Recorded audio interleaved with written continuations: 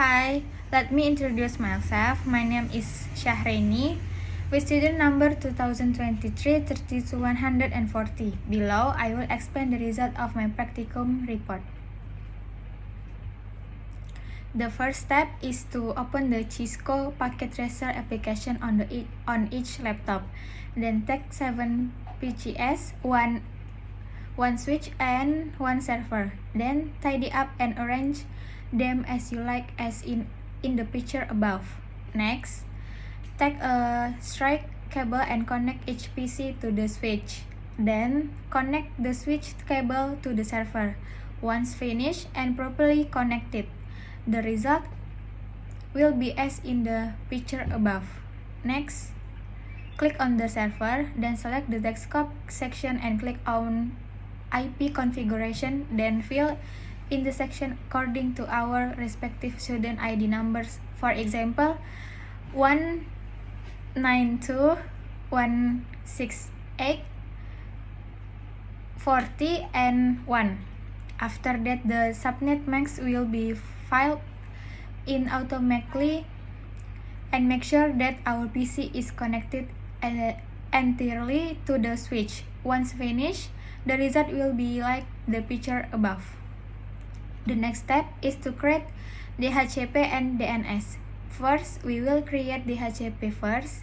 Click on the server, then click on the service section and select the DHCP section. Then, we will turn it on first. In the first picture, it's still off, so in the second picture, we have turned in on like in the picture. After that, we will fill in the full name section with each number. For example, Syahrini, and in the start IP address section, we will fill in 192.168.40 and 1. Then click add. Once finished, we will check whether it's successful or not.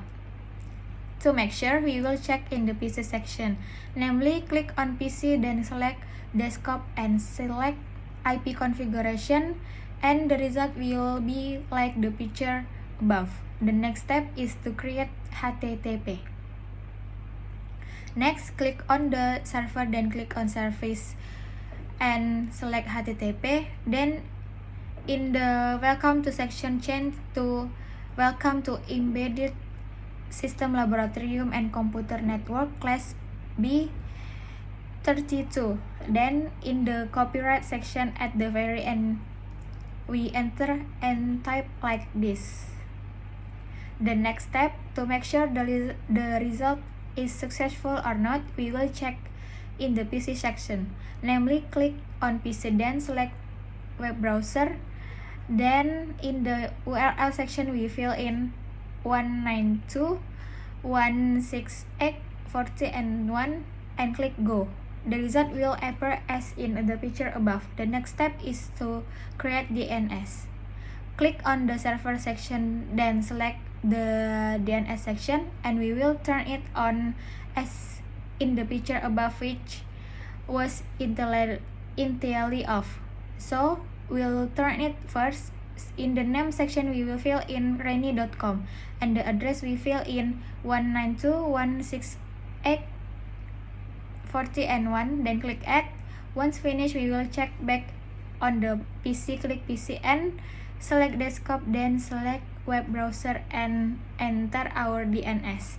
But because my Cisco Packet Tracer is the last version, the result will not appear. Closing.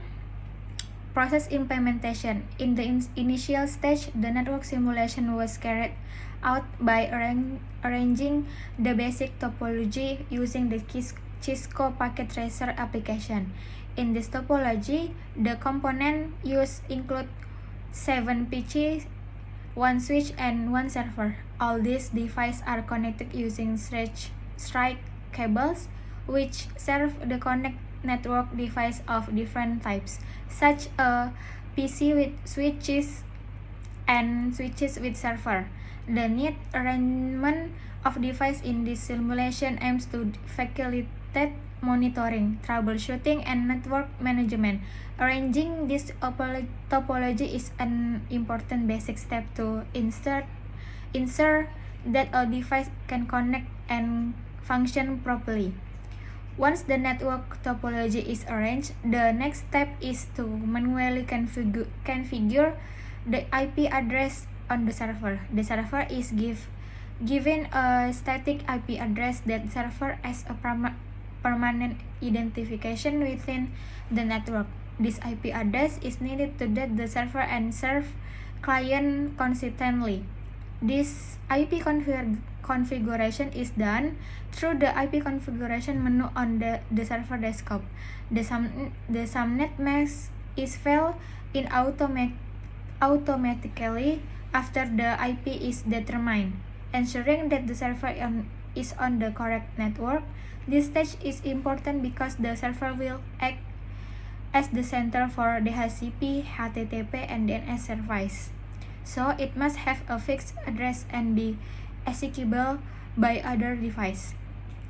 The DHCP protocol is enabled on the server to automate the IP address allocation to client connected to the network. In this step, DHCP is enabled through the service menu on the server, and the administrator must determine the pool name and start IP address to be used. The IP range given by DHCP must be within the same network scope so that device can communicate smoothly. This DHCP configuration provides convenience for administrators in network management, especially when dealing with network containing many devices that require IP address automatically. After DHCP is enabled and configured correctly, testing is carried out to ensure that each PC connected to the network can receive IP address automatically provided by the server. This process ensures that the DHCP protocol is working properly and can prevent IP conflict that often occur if settings are done manually. In this test, each PC is IP address from the DHCP server. If the PC successful receive IP from the server, this indicates that the DHCP configuration is successful and the network is ready to be used. HTTP is the protocol used for web communication. In this step, the server is set up to act as a web server that can be accessed by other devices on the network. HTTP settings are done through the server menu, and a simple web page is configured to be displayed when accessed by client. The welcome message on this page is changed to Welcome to Embedded System Laboratory and Computer Network Class B32 to ensure the configuration changes have been applied. This HTTP setup allows the server to provide web content that can be accessed through the PC browser, indicating that the server is functioning properly in providing web service. After the HTTP configuration is complete, the next step is to test to ensure that the web page can be accessed by PC on the network. Each PC uses a web browser to access the server's web page through the given IP address. If the web page is successful display, it means that the HTTP service is working properly and the network has been configured well for web data exchange. This test is important to ensure that the server can serve client effectively and data can be accessed quickly and securely through the internal network. DNS is a system that allows users to use easy to remember domain name instead of difficult numeric IP address. In this simulation, the DNS service is enabled on the server to transfer domain names into IP address.